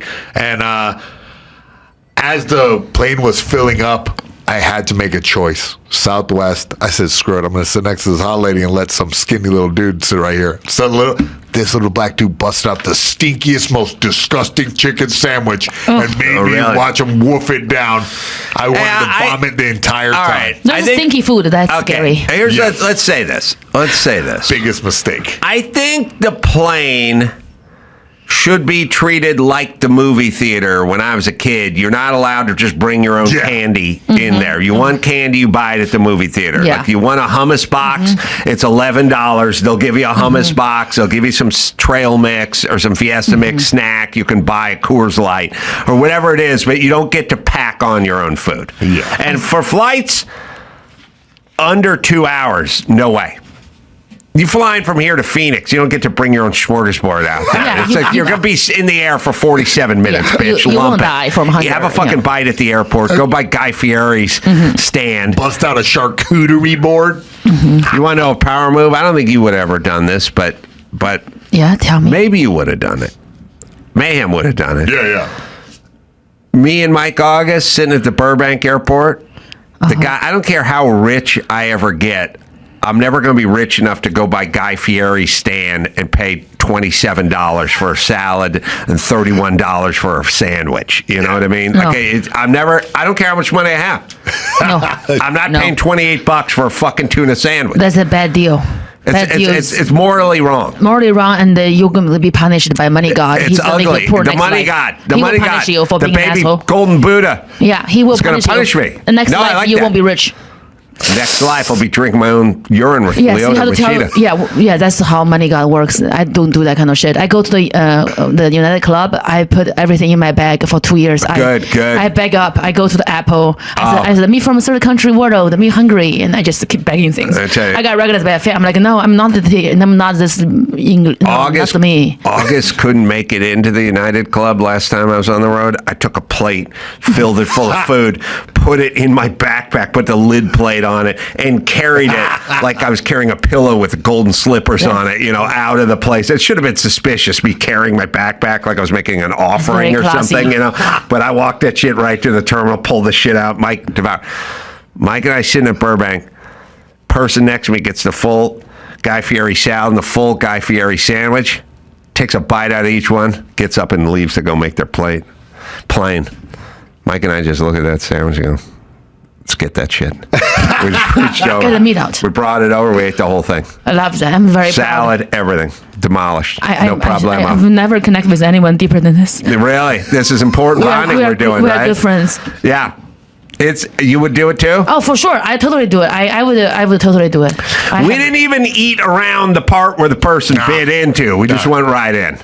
We started, you start on the side of the sandwich that's not the bite side, but you make your way to the bite side. Yeah, then it's like, at some point you're in. Yeah. But you ate the germs backwards, so it doesn't matter. I started from the back and worked my way to the germ. Germ is good for you. I don't take any medication. When I get sick, I don't take a cold. I have never taken. I didn't even have that withdrawal when I was giving a baby. I'm like, this is for the weak. I want to feel the pain. I love that. So I can abuse my son. I have to feel the pain. What kind of mind buys $56 worth of Guy Fieri shit, throws it out on the table, takes a bite and a half, and just goes, I'm good, and then just gets up and starts walking down the terminal. Didn't even throw it. I would pack that shit up. Yeah. I'd grab napkins and make a piñata out of that shit and put it in my backpack and carry it onto the plane. Yeah, that person is the money god's slave. He's done. Next life trouble. He's not gonna last. He's gonna be poor very soon. He's like he won a lottery. Like when poor people won a lottery, they are homeless next day because they don't deserve it. And this guy's money came from somewhere not legal. He did not earn it. He did not enjoy it, and he's gonna be poor very soon. And then Mike and I are gonna be conversely rewarded in heaven for eating all the sloppy seconds of people leaving stupid food at an airport. Money God is erect. I agree. Very proud. Okay. What are we talking about? Food. On the plane, listen, no food, no dogs, no boom boxes, no nothing. Dog belong to food anyway, so. Well, let's say this. Look, there is, if you think about it, an airplane, especially in coach, you got 145 people in a space that could comfortably house 18 people. Like, if you're really thinking about it, you have packed, I can't even stand up straight, you packed all this humanity into almost no cubic feet. Right? I mean, it's just there's never been that. It'd be like if an Uber showed up and you put 11 people in a Camry. That's basically what flying is. And I'm just saying, your own personal food, your own personal dog, you're farting, belching, it's all off in this because of we're so fucking confined for this period of time that whatever it is you do on the ground when people are spaced out, you cannot do here. Yeah, it's a slum. In prison, you just basically you don't breathe. Just hold your breath. Don't fart. Just be a good person. Do better. Yes. You should do better. And also, this guy, you should have to earn a license, not a pilot's license, but a license to fly, to be a passenger. The last time we came back we flew coach to Florida. It took with a layover. It took 12 hours to get to this gig. The person behind me treated my seat like it was a grab bar and he was getting off the toilet. And he was a fat guy. Every time this person got up, they just grabbed my seat and went up and I was like, doink. And I'm like, you're 45. You're not aware of the concept that you're getting up out of your seat and you're grabbing my seat and pulling it back 3 inches and then letting it go like a wrist rocket. I'm springing forward do you not know this? He invaded your space. He got on your lawn. You should shoot him. I agree. You're unaware of the fact that you grabbing the seat in front of you and flexing it. I get it. It's easier for you to get up that way. I got to do the Bart Connor, double bar. I do the move, but you do know this, right? Have you flown before? Has anyone told you this? It's catapult, Carolla forward. He just kept pulling on it and then letting it. And I look back, it's like 43-year-old white dude. They've probably been flying for 25 years. Does anybody... Nobody say anything. People are so woke. I have a baby kicking my seat, just nonstop and kicking and laughing. I'm like, control your baby. Oh my God. This woman's like, excuse me? I said, you heard me. I speak English. Control your baby. She's like, it's a baby. I said, I had one too. Mine don't kick because I slap him. Right. She's like, I said, I'm serious. I'm going to say it every time if you kick me. No. She's like, you're going to traumatize him. But he deserves it. He needs it. He'll be a better person that way. To people that just let their kids just run roughshod on they think kids are special. It's like a fucking control your fucking animal. Yes, control your baby. That's what I said. And she was just like, that's rude. What do you think about the uncontrollable crying? I had a kid 2 hours nonstop. I would have put a sweat jacket over his head. Yeah, I would have muffled that kid. If the baby is crying, as a mother, you get your fat ass up, you carry the baby, put your nipple in his mouth, and walk around in the bathroom and just suck, put the nipple in the baby and sit in the bathroom. Just don't embarrass, because the baby shouldn't. It's bad for the baby. Next time he cries, he's gonna grow up being a little bitch, and people are gonna beat him up, and it's gonna be bad. He has to know, don't disturb other people, right? Be a good person. It's not good for the baby. Like, my baby's crying, huh? No, you hide this little shit somewhere. Put a nipple in his mouth, cover it up, and just shake it. Just shake it. Shake it with the nipple? Yeah, and play white noise in the ear. Just don't, like, you can't do this to human. Like, there's so many people. The karma of that baby, like, people have grudge. They hold a grudge. They don't say anything like, oh, fuck this baby. Like, it's like a prayer. You pray for someone, the good things happen to them. Or you, like, there's like a lot of people pray for someone. If someone's like, fuck that baby, disgusting baby, in their heart, the grudge is going to cause bad grudge. karma. Yeah, people hold towards this idea. Garage is where you keep your car. A grudge. I can't say it. A grudge. Like that's good. Like a mouth, dick in my mouth. Grudge. Okay, grudge. Like the grudge. Like the grudge. People, the hatred. I mean, whatever. The hatred people towards your baby is gonna cause him bad things in his future. It's not for the mileage you. gods will frown upon I her. like where your head's at. Yeah, it's not. So the guy who left the Guy Fieri food's gonna get the bad, poor karma gene in his next lifetime. Yes. Me and Mike August are going to be rewarded handsomely Generations of for money. eating Flyer miles in every fucking sloppy left behind us, right? Yes. And the baby is going to get bad Buddha karma because everyone is a plane. It's like, would you shut the fuck up? Would you shut up? So here you are. You're like 13 months old and you have 50 people cursing all you with the bad juju. Yes. Shut up. Yes, as a mother, your job is to protect your baby's future and his karma. You go to the bathroom and you shut him up. Yeah, karma is real. Yeah. And it's a bitch. And it's in the garage. It's in the garage. You ever have a big garage match back in the day when in the UFC? Always. Chinese are crazy. That's how my mind works. I'm not a nice person. No, but it's good. Efficient. It keeps people in line. Yeah, it does. It does. Mm-hmm. Don't be an asshole. Yeah. You are not winning for being an asshole. You don't want people holding a garage against your kid. I can't drive. So you want that kid held in the garage? Yes. All right. I think we've said about all we can say. Good news. Morgan Langley is out there. Cops. Guess what season Cops is on? 26. Not bad. Wow. Jelly. Is it Chicago Cops? I don't know. Yeah. Now, how would you say a grunge band? What's grunge band? What does that mean? Grunge band. Grunge band. Yeah. Say the garage grunge band. A garage band. Say the grudge. Let's make a sentence. Yeah. Let's make a sentence. Okay. The garage grunge. Pearl Jam. Yeah. Pearl Jam was a garage grunge band that held a grudge against their manager. Pearl Jam is a grunge band that hold a grudge against her manager. Oh, that's pretty damn good. Yeah. I'm good. I'm like a monkey. I can learn. Here's a memorable moment from the Adam Carolla Show's Ace Awards archives. You wonder if I break, how much more of this I can take, but the proof is in my touch and the strength in both of us. I will never lose my faith, no matter where that road may take us. Always know that you are safe with me. I'm still here, I'll never go. The 2025 Ace Awards, coming this December. Now back to the Adam Carolla Show. That was Tia Carrere, by the way. Oh, yeah. So you know, when she was in studio. All right, you got some news? I do. First up, CNN anchor Jake Tapper recalled how a left-wing podcaster took a patronizing tone when he shared that his 15-year-old son wants to be a cop. Here he explains.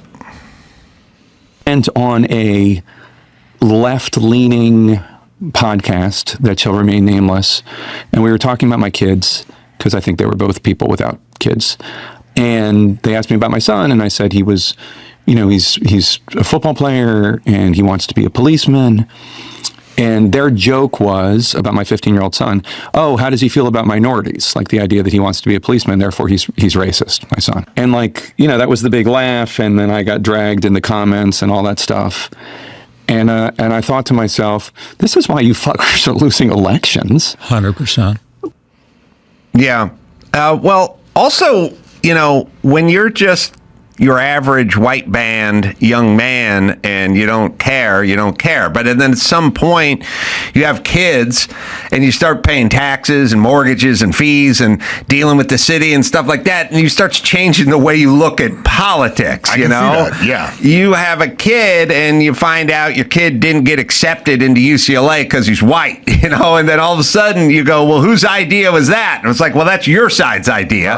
Or your 15-year-old's getting called a racist because he wants to be a cop. Whose idea is that? Well, that's your side's idea. And you go, or you got some young girl and she's using the bathroom in her high school and the dude comes walking in. Whose idea was that? That was your side's idea. Then at a certain point you go, maybe my side has horrible ideas.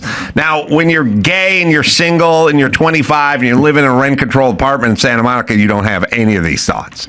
Based tapper, red pill tapper, red pill tapper. Suddenly. Yes. Yeah. He's also, I mean, listen. He's basically, his plea to America is either I'm the shittiest journalist in the world or I was lying on behalf of President Biden. Those are the only two we can accept. This notion, you know, I was looking back at it, you know, when I went on Bill Maher's show, it's now been over 3 years. And I said, famously, not because it's famous, just because I've said it a few times, they were going, is Biden going to run for a second term? And I said, run, he can't walk. He's not running. And people thought it was a joke. Now, that was 3 years ago. I didn't come up with that thought on the way to Bill Maher's studio. I'd been talking about a year before that. So if folks can just sit around and stare at their phone and come to the conclusion that this guy is having difficulties in the faculties department, then why can't journalists come up with this notion? Why did everyone know? Let me ask you this. It's the same COVID argument. We didn't know. We didn't know? How come all the other doctors that you blackballed knew? Yeah. Well, how did they know? We didn't know if you could walk on the beach. You didn't? I did. Dr. Drew did. Jay Bhattacharya did. All the guys you blacklisted did. The Great Barrington Declaration doctors did. Well, how did they know? So don't give me the we didn't know. It's stupid or liar. It's textbook stupid or liar. Jake Tapper is either lying or he's insanely stupid, and I don't think he's stupid. He's lying on behalf of his team. Ugh, Jesus Christ. The idea that he tried to peddle this shit is insane. And also, we don't need to listen to him anymore because we already know he's corrupted. There you go. Sorry, man. No, it's fine. I appreciate that. Yeah. Next up, Barry Diller, the former CEO of Paramount Pictures, says Popeye with Robin Williams was the most coked up film set ever. Apparently, they never went to the set of The Hammer. Yeah. Book of sugar. Oh, man, that Bolivian shale. We wouldn't even hit crafty until we had a few rails of Bolivian shale. Doing rails up. I would argue maybe, but could it be more coked up than Showgirl? Yeah, that's what I was thinking. Because everything in Showgirls, I was like, everyone's got to be high on coke. You would never do this scene unless you're beaked out of your fucking brain. It was the 90s. I think crack had taken over by that time. Maybe the Al Pacino great Cruising. Hips or lips. Yeah. That certainly seems like a cocaine crazy set. Yeah, so Robin was doing a lot of coke. Yeah, I think that we got kind of a display for the audience here. Shelley Duvall does not look like a typical coke addict, but she weighs as much as a typical coke addict, right? She's waif thin. Yes, here we go. What am I? I'm Popeye, the sailor. And I am what I am, what I am, and I am what I am, and that's all that I am, 'cause I am what I am. You got it? I think so, yeah. And I've got a lot of muscle, and I've only got one eye, and I never hurt nobody's, and I'll never tell a lie. Top to my bottom, from the bottom to my top. That's the way it is. So the day that I drop, what am I? Was this a musical? I guess it was. Yeah, it was a musical. It famously kind of flopped at the box office and became a cult classic, sort of. It's definitely has a cocaine influence if you look right here. Yeah. The clenched teeth give it away, really. Yeah. This punching guy looks like you. All right. This is weird. I would have gone, do we need a... It's like when they did... I wish I was in the room when somebody said, we need to do Land of the Lost, the feature. I would have went, you want to take the shittiest part of my childhood, the worst piece of art that's ever been created, and just make it into a $100 million full-length feature? Yeah. Okay, cool. Why don't we make AIDS the musical? Like, what are we doing here? It's a strong IP. There's a lot of fans. I know. People have heard... Let me explain. Here's how it would work. Land of the Lost. There's two groups of, I won't even say Americans. I'll say you can take the entire globe and you can break it off into two groups, and only two. There are the people who never heard of Land of the Lost, and then the people who've heard of Land of the Lost and hated it. So if those are the only two groups, people, then maybe the IP doesn't mean as much. Do you know what I'm saying? Popeye sucked. I mean, yeah, it did, yeah. Harry Nilsson did the music for Popeye. Harry Nilsson did Cats in the Cradle, or is that Harry Potter? Chapin. Harry Nilsson. But did Harry Nilsson we got in the car, drove the taxi and getting stoned? I thought he just did TV ratings. Nilsson did everybody's talking. He wrote that song for Urban Cowboy, Midnight Cowboy. But that was Glenn Miller. No, Jesus, we're getting old. Glengarry Gillen Ross. No, Glenn Campbell. Yes, that was a Glenn Campbell song. Who did the Taxi Stoner song? Because that's, you guys don't know, but you'll know it, Dawes. That's the greatest song of all time. Anyway, I'm moving to Alaska to write AIDS the musical. Oh man, you better destroy this tape because these are all my ideas. All right. What else you got? What else we got? Brazilian nun goes viral for beatboxing on TV, and everyone's comparing it to Sister Act. Check it out. Vocação, oh, vocação, oh, vocação, oh, vocação. Rapaz, que é isso? Gente, é um show de talentos aqui. All right, I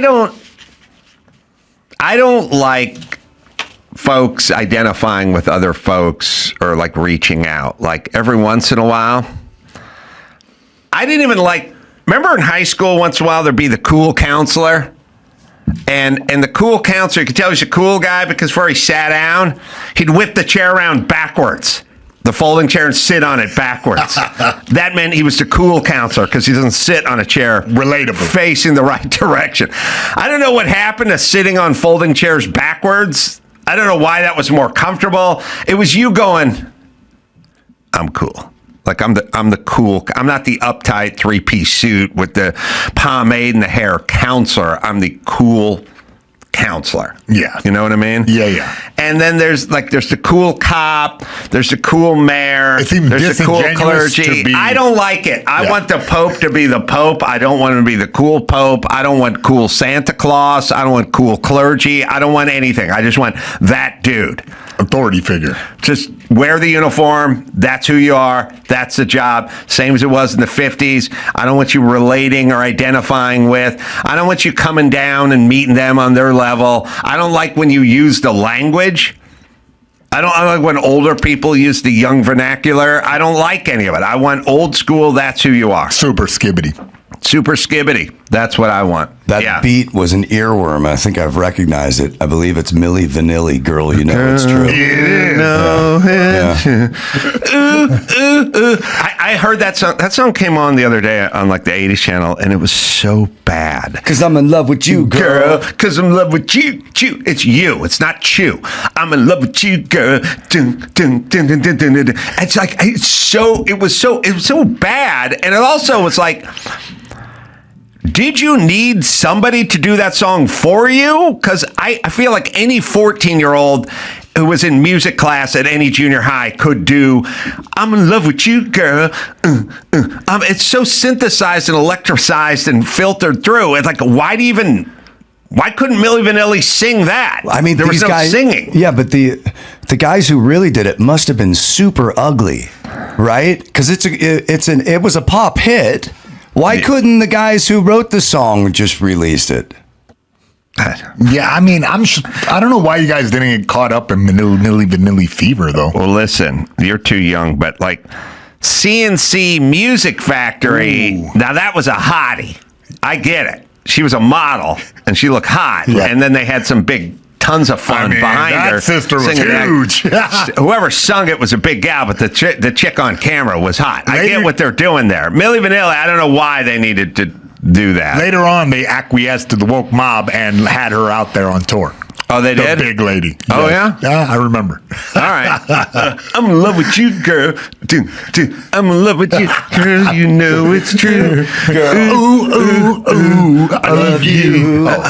It's just, God, the idea that my mind has been corrupted with so much fucking horrible art.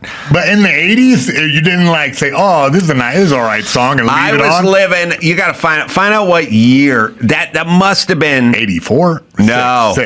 6 or 8. All right. It was later. It was like 88 even. Early 90s. 88, yeah. I was living in North Hollywood with my girlfriend, 1-bedroom apartment, crazy place. It was that was the place where I had my crazy fight story in that apartment, and my girlfriend brought home the Milli Vanilli album and made me listen to it over. It was a CD. Okay. And we had to listen to it over and over again. It must have been 88 going into 89 or 88. Yeah. They were active 88 to 90. Yeah, I wouldn't have known. I just knew where I was living at the time. And then that was the... I was young. I was thought it was like cool pop dance music, and it was a big scandal when they started bulldozing over their CDs. Well, I guess my girlfriend was from England, so I don't know. Maybe she didn't know about music. I don't know, but she brought home Milli Vanilli, and I had to listen to the crap, because when you're poor and somebody spends $13 for a CD, big investment. You're listening. Believe you me, you're listening. We didn't have anything else. Yeah, being younger, it was like it was all around me. Like it was on the radio and was like a thing. You have no say in what you take into your head. So Milli Vanilli was a mainstay on the radio, riding around with my mom. That was the apartment. You're gonna love this story, Mayhem. Yeah, I got in this huge battle in front of somebody's house.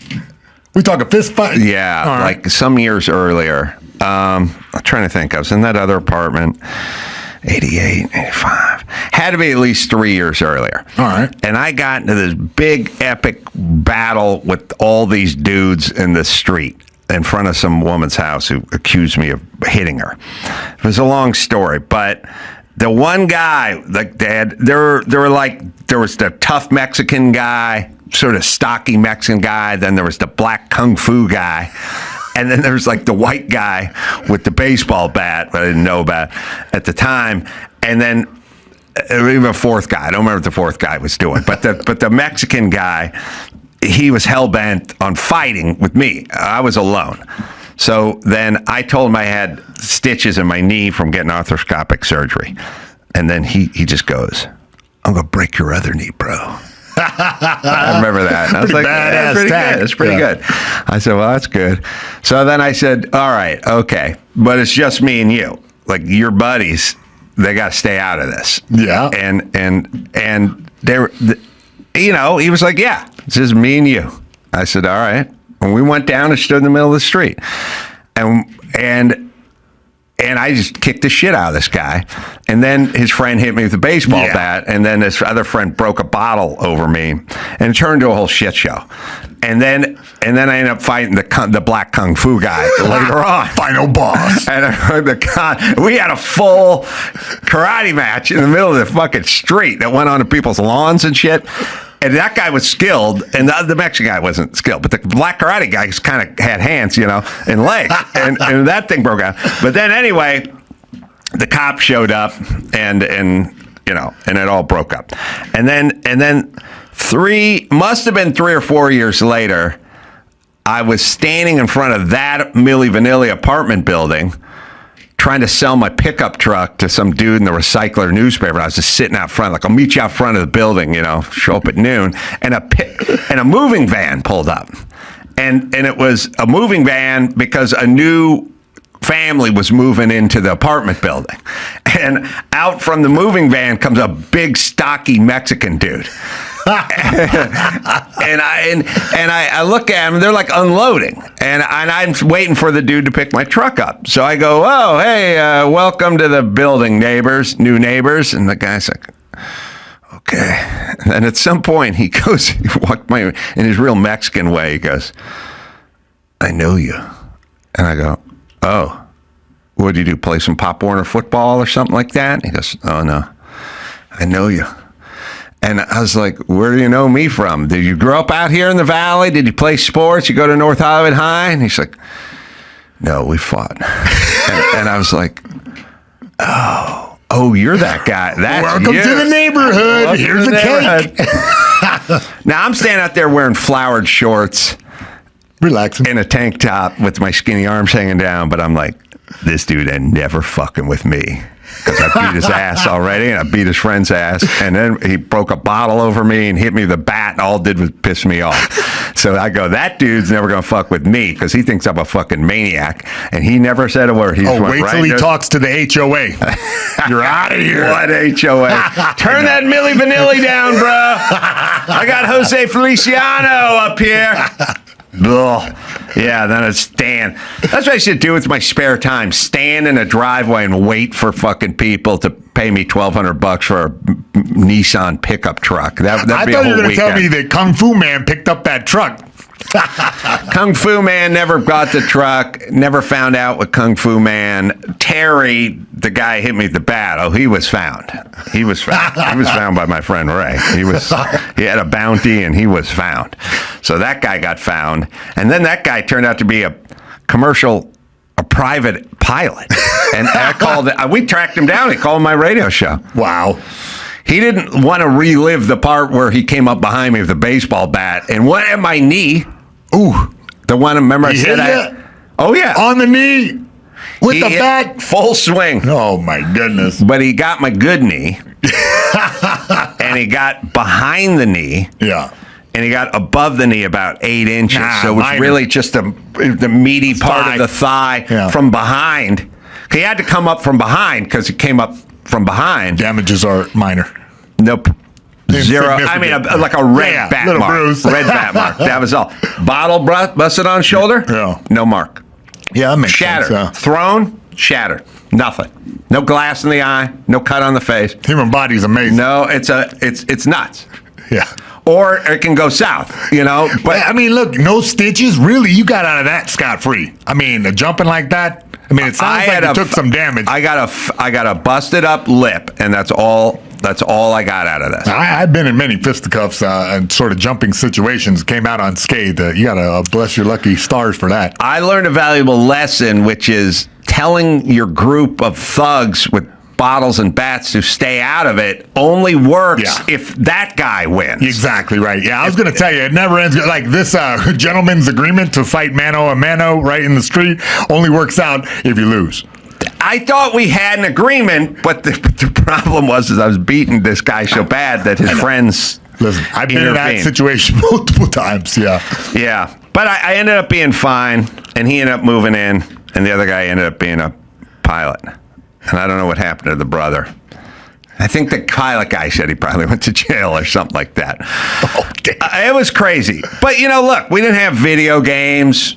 We didn't have whatever fun you guys have. We had to kind of get out and rustle up fun, We had to find fun, or at least activities or challenges or something like that. But yes, 1988, my girlfriend Lindsay came back with Milli Vanilli. And you're a carpenter still, and you were attempting to break into comedy. I wasn't even near comedy. Oh. I mean, no, I was a carpenter, and I was probably not yet Groundlings, because I was watching Pee-wee documentary, and the guy went to Groundlings so much I didn't realize that was such a huge part of his story. I was at the Groundlings in '88. I was probably about to be asked to leave the Groundlings, and it was probably a few months later where the Groundlings went, "You've come to the end of the line with us." Really? Yeah. Well, they didn't say that. They said, "You're not going from Advanced into the Sunday Company. You may come back in a year or a year and a half or something and take Advanced again, and then maybe make it into the Sunday Company, or maybe not." And then I was like, first off, when you're 27, 24, well, was I 24? When you're young and someone goes, "Come back in a year and a half," you're like, "What?" Yeah. I mean, so long. That's so long. So I knew they didn't say come back in a year and a half. They just go take Advanced again and then try to do this again, and then we'll vote again, and then maybe you will or maybe you won't get into the Sunday Company. But for me, I knew that meant it was going to have to wait a long time before the next class, and then they'd vote again, and who's to say I'd make it after they voted again? And I just went, I'm moving on, and I went to the Acme Theater, which had just formed, and the Acme Theater didn't exist. It was like they put an ad out. My girlfriend. Yeah. So you're at the genesis of this company, and then you guys began to make shows. My girlfriend, the same girlfriend, the Milli Vanilli girlfriend, found an ad in the back of the drama log, just going like, "Hey, starting a troupe. You a Groundling reject? Come join us," So I just showed up there. Like, make your own opportunities all the time. That's very inspiring, Ace. I got to tell you. I built the first, then I built us a theater at some point, and then I had a place to go, and they couldn't kick me out. I didn't understand that story. I'm glad that I finally heard it, like, firsthand. Because I heard this, but I didn't realize that, okay, there was just an ad, and so you were part of this beginning of something. Yeah, I didn't even, like I said, my girlfriend found the ad. Yeah. Then just put it in the back of the drama log or the Hollywood Reporter or whatever, like forming group, call this, the guy's home number. Called Mark Sweeney up, said, we're meeting out on Thursday night or whatever. Yeah.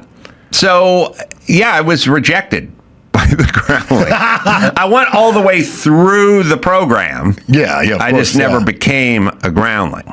So that seems like a political issue. Like, from what I've heard, grumblings around that place is like a strange political decision that gets made amongst the top of the fairies. I was, I probably had 15, 16 people in my advanced class, and maybe 5 of them made the Sunday Company or something. And when you didn't make it, it was pretty devastating because it was like 5 years of work. Yeah. And then it's all gone. Wow. It would be like you going all the way through the whatever Naval Academy or something, and in your 5th year, they go, you're not getting on a boat. You go back to Indiana. So I was pretty low at that point and pretty dejected. And also, I didn't have any illusions. Like, I wasn't like, I'm the best. And they know it. I'm like, well, I guess you ain't the best. You are not the best. But you kind of bootstrapped yourself right there and kept in the game until a Hollywood career worked out for you, didn't you? Well, evidently I did. Because we're sitting in my building talking to my microphone.